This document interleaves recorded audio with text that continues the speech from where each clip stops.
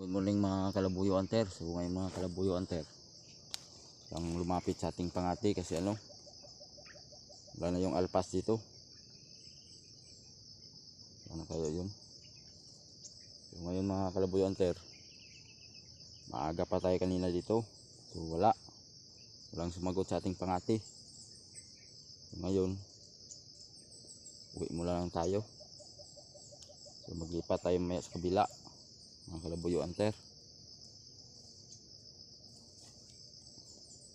So shout out pala kaya dyan Rogel Escanio, shout out dyan sa'yo bro.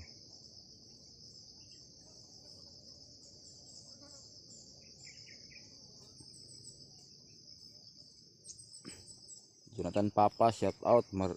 Marvin Papa from Davao, shout out pala sa mga agaw. So may nagdul sa tong katian